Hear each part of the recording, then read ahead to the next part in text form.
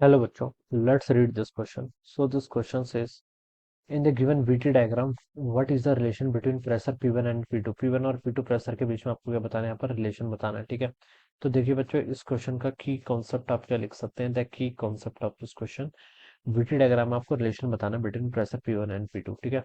VT diagram लिख लीजिए या फिर वीटी कर्व लिख लीजिए। इस क्वेश्चन का की कॉन्सेप्ट है वीटी कर्व, क्या हो रहा है आपका वॉल्यूम टेम्परेचर कर्व, ठीक है। ये क्या हो जाएगा, इस क्वेश्चन का आपका की कॉन्सेप्ट हो जाएगा, ठीक है। बीटी डायग्राम है, P1 P2 के बीच में रिलेशन बताना है, ठीक है बच्चों। देखिए हमने क्वेश्चन में मेंशन नहीं, लेकिन हम इसको फिर आइडियल गैस अज्यूम करेंगे। किसके लिए? आइडियल गैस के लिए। हम इसको क्या देखिए, आइडियल गैस के लिए हमें एक कर्व यहाँ पर बताना है। हम ये क्वेश्चन में क्या करेंगे, एज्यूम करेंगे, ठीक है। रियल गैसेस की यहाँ पर बात नहीं हो रही, आइडियल गैसेस। आइडियल गैसेस के लिए देखिए, हमें आइडियल गैस इक्वेशन पता है, पीवी इक्वल टू कितना होता है आपका, एनआरटी के इक्वल होता है, ठीक है। ये देखिए वॉल्यूम और टेम्परेचर का कर्व है, ठीक है। इस इक्वेशन को मैं ऐसे लिखूंगा, volume equal to something times temperature plus C, Y equal to M x plus C वाली इक्वेशन होती है ना स्ट्रेट लाइन की।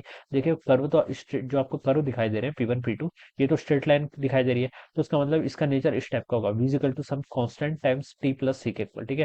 तो v के आपका y एक्सिस का, y equal to M x plus c से आप इसको ऐसे कंपेयर कर सकते हैं। वेर m क्या होता है, स्लोप होता है। यहाँ पर वो k के इक्वल लिख रखा है, ठीक है।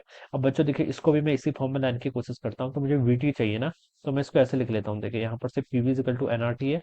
यहाँ पर मैं इसको लिखता हूँ v इक्वल टू, देखिए कितना होगा आपका N R divide by P times आपका कितना टी, प्लस आपका जो कांस्टेंट टर्म होती है यहाँ पर सी, ये जीरो के इक्वल है। और वो तो है भी, क्योंकि देखिए ओरिजिन से पास करता है, तो वाई एक्सिस में जो इंटरसेप्ट होता है वो जीरो के इक्वल हो जाता है।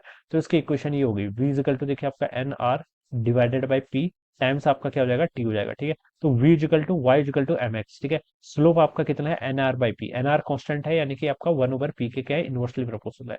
तो स्लोप आप देखिए क्या लिख सकते हैं, सम एन आर को मैंने कुछ नया कॉन्स्टेंट मान लीजिए के बाई पी के इक्वल लिख लिया, ठीक है। तो ये आ गया। तो बच्चों यहाँ से आपको पता चल रहा है, जो आपका स्लोप है it is inversely proportional to P, pressure के क्या आपके इनवर्सली प्रोपोर्शनल है, ठीक है। जिसका ज्यादा प्रेशर उसका स्लोप उतना कम।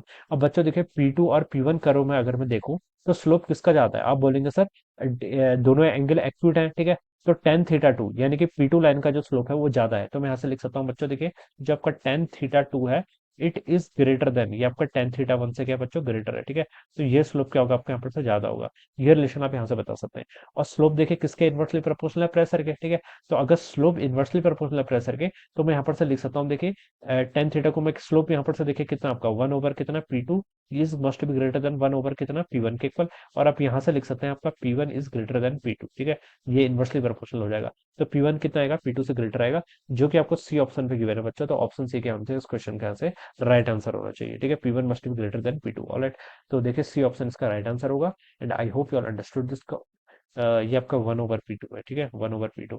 सो I hope you all understood this concept. All the best and thank you so